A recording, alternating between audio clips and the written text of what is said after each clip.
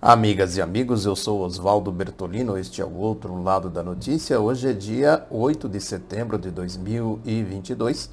Peço para você que está vendo essa transmissão lá no Facebook, para você curtir a página e correr para o YouTube. Se você ainda não é inscrito, para você se inscrever. Peço também para você se tornar membro. Assim você estará contribuindo para a divulgação do Outro Lado da Notícia. Peço também para você seguir no Instagram e no Facebook e no Twitter. Bom, a gente viu aquele espetáculo grotesco que foi o 7 de setembro, comandado pelo subverme do Palácio do Planalto, tirando as baixarias, que é da tradição deles. Tem um outro elemento que vale a pena a gente observar, que é o perfil dos manifestantes. Hoje de manhã, esse perfil também esteve lá no Palácio da Alvorada. Eles estavam lá fazendo aquela tradicional arruaça que eles fazem ali, gente orando para tudo quanto é lado, né, e que dá exatamente o perfil, né, de quem é o bolsonarismo, vamos dizer assim, ideológico. É evidente que tem muita gente aí que é do vai da valsa, né, é muito influenciada pela ignorância, porque o grande elemento mobilizador do bolsonarismo é a ignorância, como é em geral o nazifascismo, né? A ignorância é manipulada e, consequentemente, ela é empoderada.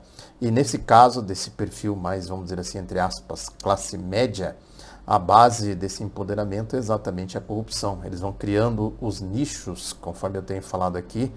Essa gente que fica lá orando, rezando, pregando lá, por exemplo, no chiqueirinho, né, no curral domesticado do bolsonarismo, eles fazem isso, evidentemente, para transmitir nas suas redes, levar para suas igrejas e fazer a manipulação à base da corrupção, né? São essencialmente corruptos, da ladroagem das igrejas que tem por aí, né? Isso é muito forte nesse perfil bolsonarista, porque eles vão explorar exatamente, com base na ignorância do nazifascismo, vão explorar os sentimentos do povo, né? E o sentimento religioso do povo é muito forte. Então veja que é uma coisa assim diabólica, né? Satânica, uma coisa terrível, que é típico do nazifascismo. Onde tem nazifascismo tem esse tipo de manipulação, né? De resto, também tem um outro dado que é fundamental, na minha visão, a gente compreender que esse empoderamento à base de corrupção, né, dessa, entre aspas, classe média, gente aí, né, supostamente bem-sucedida na vida, porque essa gente ascende a alguma posição social exatamente pelos ganhos que tem, né, nesse sistema corrompido, né? Então, essa gente é basicamente, vamos dizer assim, o carro-chefe da ignorância, da estupidez. Não à toa que são machistas, homofóbicos, racistas, né, idiotas, numa palavra, né? E, sobretudo, manipuladores, né, inescrupulosos, né? Gente assim, corrompida mesmo na alma, na sua essência, gente esvaziada de sentimento humano, de solidariedade, né, de comportamento civilizado. Viram aí esses bichos, né? São cachorros loucos, que eu chamo aqui, né? Esse tipo de gente que bate em mulher, atira, ameaça, né? Esse é o perfil nazifascista, exatamente dessa gente ideologizada pela ideologia do nazifascismo. E isso, evidentemente, faz com que eles vão agrupando em torno deles exatamente os que são aí mais propensos ou são mais vulneráveis, podemos dizer assim, à ignorância, à estupidez, né? Que se junta essa gente que vai para a igreja, por exemplo, desse tipo de gente, né? Deus me livre, que não tem nada a ver com a religião. É importante separar uma coisa da outra. Uma coisa é a ladroagem dentro das igrejas. Eles corrompem a religião, se instalam dentro da religião para manipular, roubar e dizer que quem critica esse comportamento está criticando a religião. Não à toa que o Bolsonaro se apresenta sempre com essa ideia de um presidente que acredita em Deus. Resta saber se Deus acredita nele, né? E as baboseiras todas que a gente vê por aí. Uma cena grotesca, né, de horror. E o perfil dessa gente que foi para as ruas, né, é exatamente esse, né? No geral puxada, né? Essa gente puxada por essa ideologia de nazistas, de fascistas e de ladrões, o que é mais grave, né, nessa combinação toda. E vão roubar, matar, destruir, como diz a Bíblia, né? Gente aí de uma articulação barra pesada. Isso é o nazismo, é o fascismo.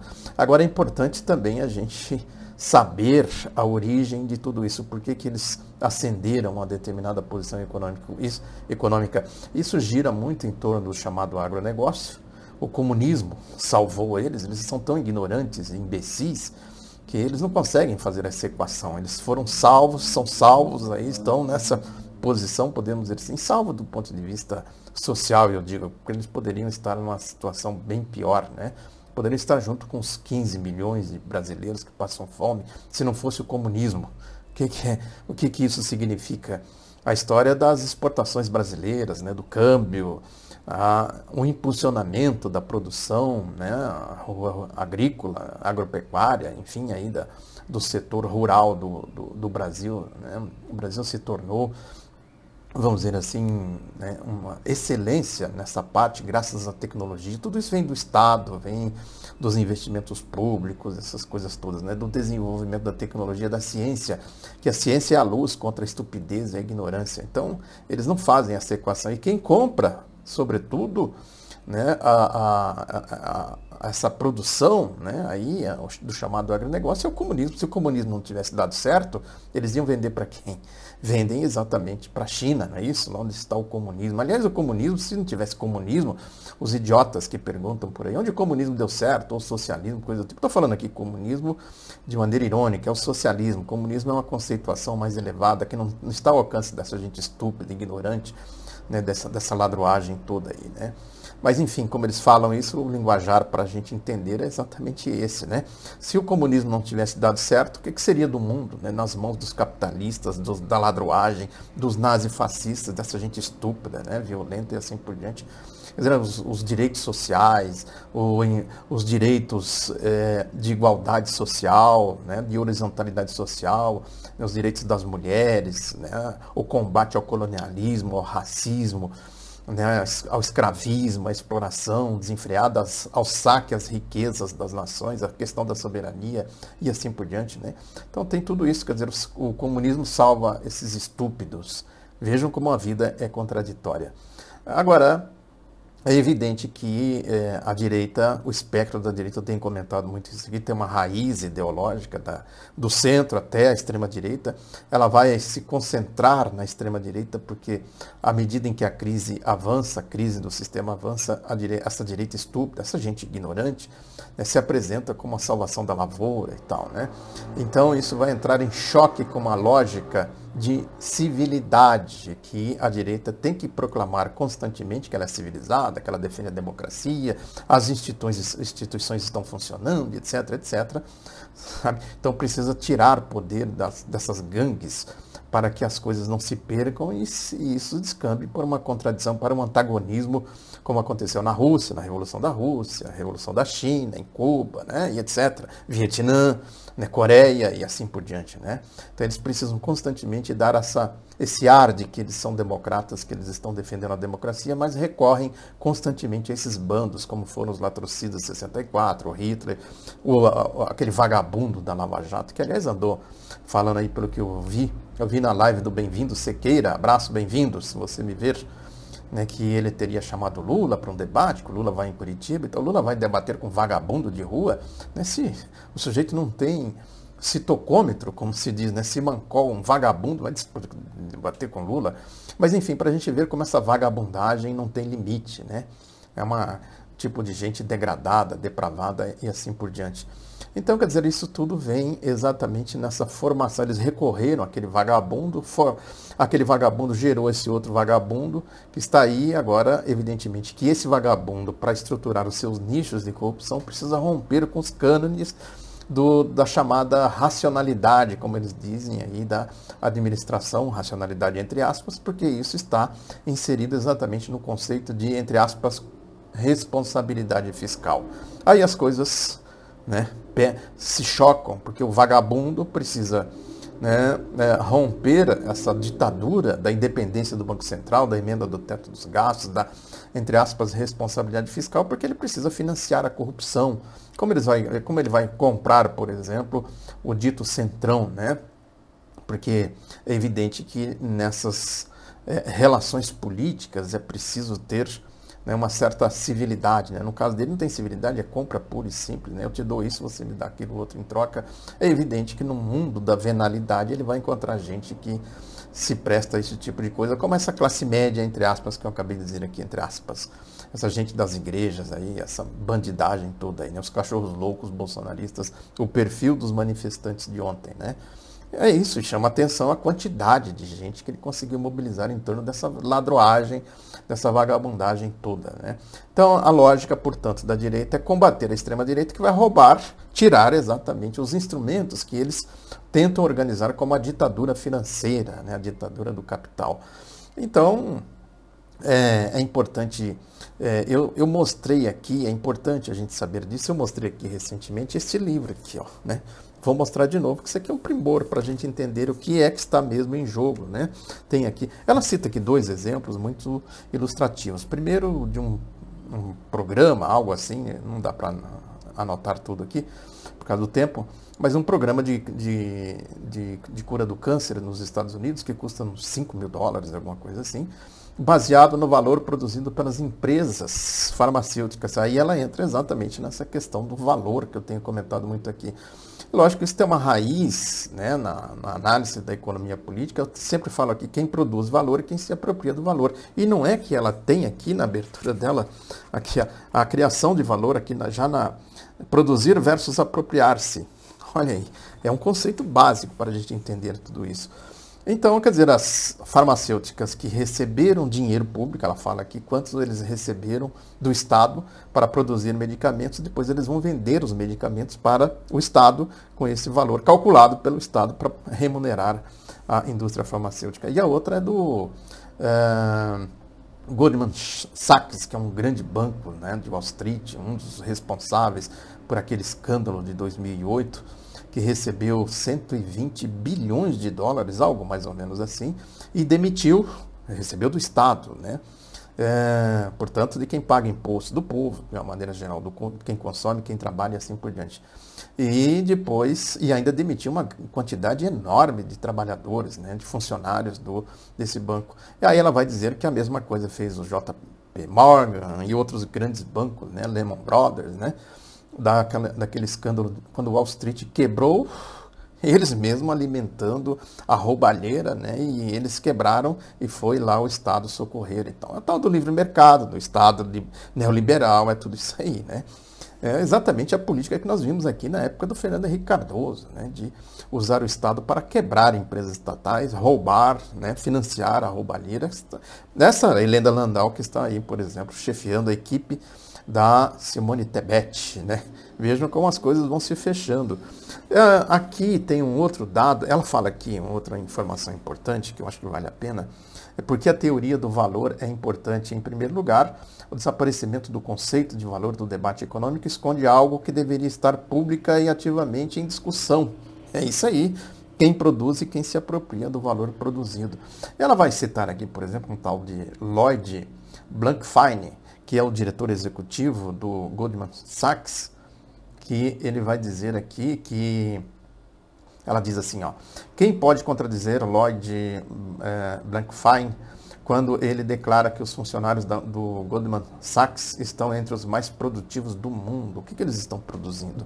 Ela trabalha muito essa ideia aqui da esfera produtiva, da esfera improdutiva, ou seja, do mundo financeiro, né, do giro financeiro, as empresas financiando o consumidor para comprar os seus produtos e pagando o custo do giro desse capital, que é remunerado, sobretudo, nos orçamentos públicos mundo afora, né? Ela cita aqui um outro dado, por exemplo, que chama a atenção, que ela diz aqui, deixa eu pegar aqui de um ponto aqui. Em vez de tornarem-se gerentes, os estudantes que estão estudando, né, e tomar decisões estudando administração financeira, essas coisas todas, os principais formadores das faculdades de administração preferiram ir trabalhar, os principais formandos preferiram ir trabalhar em Wall Street. Se em 1965 apenas 11% daqueles que obtinham um MBA pela Harvard Business School iam para o setor financeiro, em 1985 a cifra chegara a 41% e desde então tem crescido. Ou seja, é um pouco aquilo que eu falei aqui recentemente de um livro que foi publicado aí pelo INSPER, tem lá a Helena Landau, que eles vão fazer exatamente a crítica das políticas públicas, que a lógica deles é formar um grupo as universidades, as faculdades têm que formar pessoas que vão trabalhar exatamente para o investimento privado. E esse investimento privado ela fala aqui da maximização dos lucros, e isso traria, consequentemente, a prosperidade ao linguajar neoliberal que a gente viu na década de 90. Então, a lógica da direita é exatamente fazer a administração pela responsabilidade fiscal a ditadura do Banco Central. E isso se choca, evidentemente, com a questão do Lula, né? Como um governo Lula pode tratar isso, né? É a mesma coisa, a mesma lógica de romper com essa ditadura financeira para fazer com que o orçamento seja democratizado. Aquilo que o Lula fala recorrentemente de democratizar o orçamento, pôr o pobre no orçamento. E isso se choca, evidentemente, com a tal da responsabilidade fiscal, com a emenda do teto dos gastos e com a ditadura do Banco Central. É uma encruzilhada. Como o Lula vai fazer isso, ainda não está claro. Agora, o debate precisaria ser feito, né? Porque o orçamento público não pode ser sequestrado por essa ditadura, né, do Banco Central, da emenda do teto dos gastos, da responsabilidade fiscal, né, e não sobra, evidentemente, margem para que as políticas públicas voltadas para os interesses sociais efetivos, né, sejam tratadas e sejam efetivamente aplicadas. São incompatibilidades, são antagonismos, né? Agora, é evidente que a direita de centro, a direita aí da terceira via, a direita da Simone Tebet, né? E o Ciro Gomes se dissolve em si mesmo, como eu falei aqui, com as suas ideias, né, medíocres e as suas atitudes translocadas, nem conta muito nesse debate, ele faz uma confusão de tudo, né? Muito medíocre, né? Ele se apequenou, virou aí um verborrágico, né? Anti-Lula, anti-PT, é uma figura que não conta nesse debate. Mas é preciso sim, né, entender a essência da coisa. Volto a mostrar aqui, né, que é importante, porque tem um setor aí de economistas, eu não vou citar o nome aqui de um deles, que eu tive a oportunidade de participar de uma entrevista coletiva que ele deu logo depois do golpe de 16, que eu mencionei a palavra da questão da soberania. O país ter soberania para fazer a gestão das suas políticas públicas, do seu orçamento e assim por diante. Eu lembro que eu usei a palavra beleléu, a nossa soberania foi pro beleléu com o golpe, a ponte para o futuro. Tinha acabado de fazer um grande artigo na revista Princípios, tem aí na internet, tem no meu site, sobre a ponte para o futuro. Quando eu falei beleléu, ele usou da democracia, não foi para beleléu. Me deu assim uma espécie de uma esculhambada pública na frente de todo mundo. É um sujeito bem conhecido aí, foi muito badalado nos anos 90, ele tinha coluna na Folha de São Paulo, estou dando as dicas aqui, sem citar o nome. Mas para a gente ver como existe assim, uma grande deficiência nesse debate, né? Esse economista badalado, né, quando eu falei disso, ele falou que não, que o país tem soberania. Soberania por quê? Onde? Como o país pode administrar soberanamente o seu orçamento público com essa política? Essa é a questão que está em debate, que deveria sim, né, ser tratada aí com mais atenção, no mínimo, né? E que o Lula se elegendo, eles vão enfiar a faca no pescoço do Lula com a ditadura da independência do Banco Central e da emenda do teto dos gastos, para impedir que o Lula faça sequer as políticas emergenciais de socorro a essa situação dramática em que o povo brasileiro se encontra. É isso aí, muito obrigado pela atenção, divulgue Outro Lado da Notícia, um abraço, até a próxima.